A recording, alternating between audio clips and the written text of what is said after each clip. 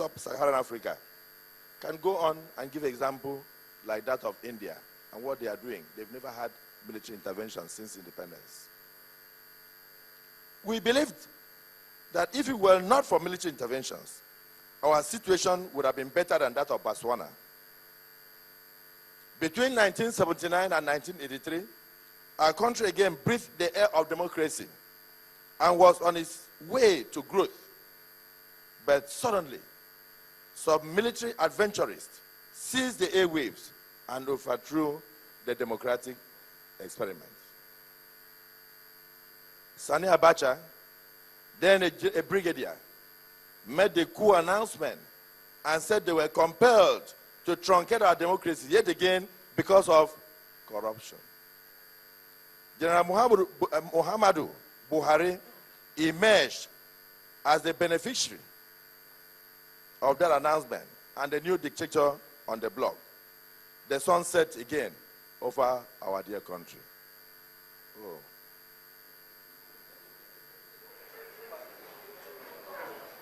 In 1999, we breathed a new air of democracy again. Yes, it has been with its challenges, but we are emerging as a viable and politically great democratic country. Today, the People's Democratic Party is the only mass movement in Nigeria, and it has assigned itself the role of not only protecting our democracy, but also fighting to sustain democratic values and ensuring even development of our nation. It is the only party which is not owned by any individual or by anybody. It is the only party that is not built around a cult personality. Therefore, in the PDP, we abhor corruption in all ramifications. PDP wants a corruption-free Nigeria. It is important to note that the PDP has done a lot in the fight against corruption since the coming of democracy, particularly under the current dispensation. Of course, I won't bore you with the setting up of EFCC, ICPC, and all that. Those were initiatives of the PDP-led administrations to fight corruption.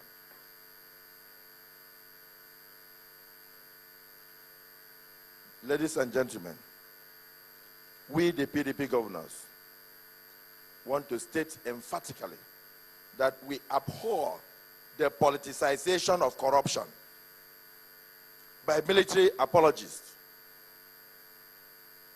We abhor the politicization of corruption by military veterans. We know what General Buhari did after he indicted our respected leaders like Alhaji Shehu Shagari, Dr. Alex Ekweme, Chief Adekunle Jasin, Dr. Ambrose Ali, and many others. He accused them then of corruption. These military veterans and their cohorts are today still trying to use the same old trick to hoodwink Nigerians in order to gain power. Today, General Buhari, like in 1983, is posing as an anti-corruption crusader, even when surrounded by people of questionable means, all in an effort to cajole the electorate ahead of the forthcoming general elections. Interestingly, the party that is parroting anti-corruption slogans epitomizes corruption in all ramifications. We dare to state. Questions that come to mind are, who are the people talking about corruption in the opposition?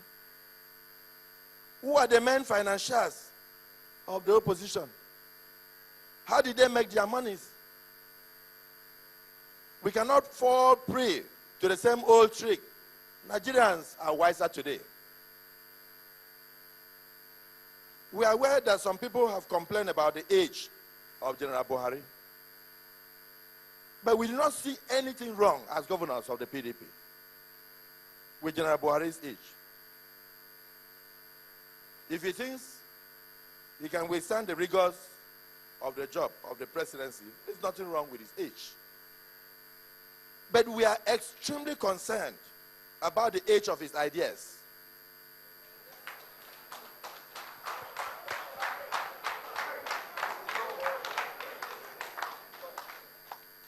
We are concerned that a man who could not take charge when he was in his 40s, but rather bequeathed to historical infamy a regime named after two individuals, Ibom Buhari regime, instead of one person, as used to be the case.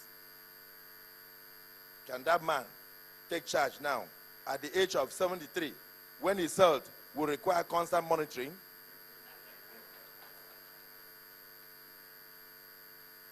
I leave the answer to you.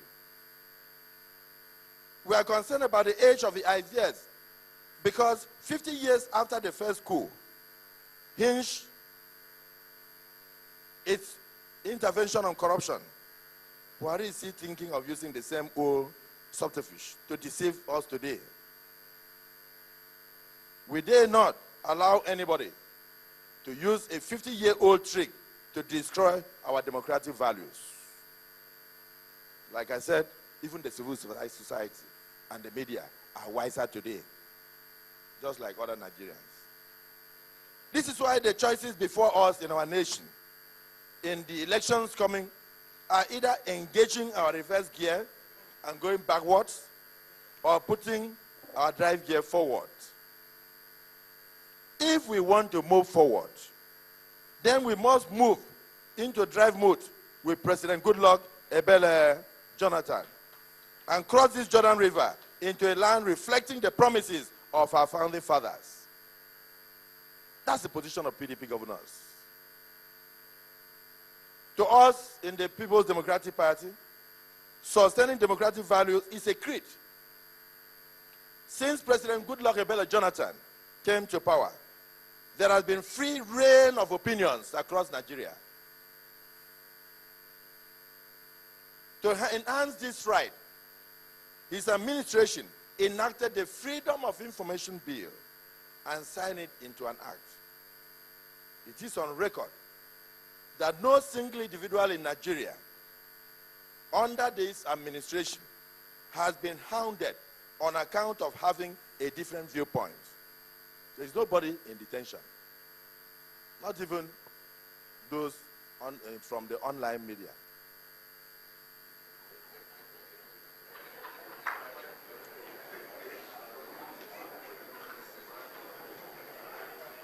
President Goodluck Jonathan, and indeed the People's Democratic Party, have shown an abiding faith to democratic values. For the president, he has also shown uncommon commitment to internal party democracy. Under his watch, the nation has witnessed remarkable improvement in the conduct of elections in this country. Remarkable improvement. Such that every subsequent election has been better than the preceding one. And it is expected that the 2015 elections will be much better than the elections of the 2011. By ensuring credible elections, President Jonathan is not only deepening democracy and deepening democratic values and ethos, but he has placed Nigeria on the path to what? True greatness. You recall that even when we did election in Edo, the president congratulated the winner, who was from a different political party. The same thing happened in Osun. The same thing happened in Anambra. The same thing happened even in Ondo. He was always the first to congratulate, even though it wasn't his party that won. It's deepening democracy by practice, not through slogan.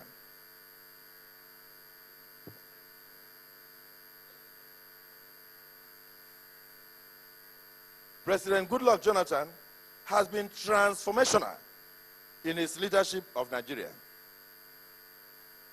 The APC, which you all know, I'm not talking about the drug, I'm talking about the conglomerate. The APC is talking change, and for us, talk is cheap.